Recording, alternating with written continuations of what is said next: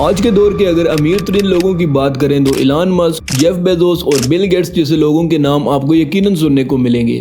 ان میں سے ہر ایک کے پاس بے شمار دولت ہے، لیکن ہسٹری میں کچھ انسان ایسے بھی گزرے ہیں جن کے پاس اتنی دولت تھی کہ اگر آج کے ٹاپ بلینئرز کی ویلتھ کو ایک ساتھ اکٹھا بھی کر لیا جائے تو پھر بھی یہ اس سے کچھ کم ہی ہوگی۔ جی ہاں، آج ہم بات کرنے والے ہیں ایک ایسے ہی انسان کے بارے میں جسے آج تک کا سب سے امیر انسان بھی مانا جاتا ہے، اور اس انسان کا نام ہے منسا موسیٰ۔ یہ وہی منسا موسیٰ ہے جس نے قاہرہ کے لوگوں میں اتنا سونا بانٹا تھا کہ وہاں کی اکانومی کرائسس میں چلی گئی۔ لیکن کون تھا یہ منسا موسیٰ اور کیسے اس کے پاس اتنی دولت آئی؟ تو آئیے جانتے ہیں اس ویڈیو میں۔ دوستو، منسا موسیٰ افریقہ کی ایک سلطنت مالی کا بادشاہ تھا۔ مالی جو کہ اس وقت افریقہ کی امیر ترین سلطنتوں میں سے ایک تھی، اور اس کی بنیادی وجہ یہاں موجود سونے اور نمک کے وسیع ذخائر تھے۔ ایک اندازے کے مطابق یہاں دنیا کا سب سے زیادہ گولڈ پروڈیوس ہوتا تھا۔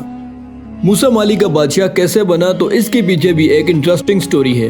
تو ہوا کچھ یوں کہ 1312 میں مالی سلطنت کے اس وقت کے بادشاہ منسا ابوبکر اپنی تمام تر ذمہ داریاں موسیٰ کے سپرد کر کے ایک بڑے قافلے کے ساتھ اٹلانٹک اوشین کی کھوج کے سفر پر نکلے، لیکن بدقسمتی سے وہ کبھی لوٹ کر واپس نہ آئے اور ہمیشہ کے لیے سمندر کی نظر ہو گئے، جس کے بعد موسیٰ مالی سلطنت کا نیا سلطان بنا۔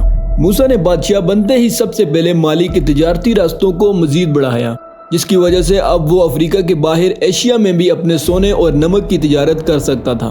منسا کے دور حکومت میں مالی سلطنت پہلے سے 3 گنا زیادہ بڑھی، اور اس نے 24 سے زائد شہر فتح کیے اور انہیں اپنی سلطنت میں شامل کیا۔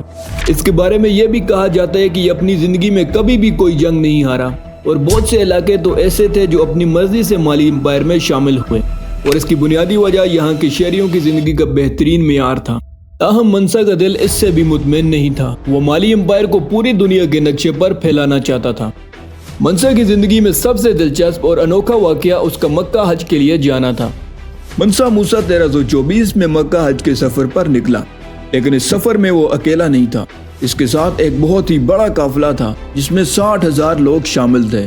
جی ہاں، 60,000 لوگ۔ صرف اتنا ہی نہیں، یہ قافلہ سونے چاندی سے لیس تھا۔ ان میں صرف 12,000 لوگ تو ایسے تھے جن کا کام سونے کے بکسے اٹھانا تھا۔ اس قافلے میں صرف 20,000 کلو سونا ایسا تھا جو منسا موسیٰ صرف بانٹنے کے لیے لایا تھا۔ اس قافلے کی شان و شوکت دیکھنے کے لیے لوگ جگہ جگہ بڑی تعداد میں جمع ہو جاتے۔ یہ جہاں سے بھی گزرتے وہاں کے لوگوں میں سونا چاندی جیسے قیمتی تحائف بانٹتے جاتے، اور جمعہ کے روز یہ جس علاقے میں بھی ہوتے وہاں ایک مسجد تعمیر کرواتے۔ منسا موسیٰ نے اسی سفر کے دوران مصر میں اتنا سونا بانٹا کہ وہاں کی تاریخ کی پہلی ہائپر انفلیشن نے جنم لیا، جس کی وجہ سے یہاں سونے کی قیمتوں میں بے انتہا کمی ہو گئی، جسے سٹیبل ہونے میں تقریباً 12 سال لگے۔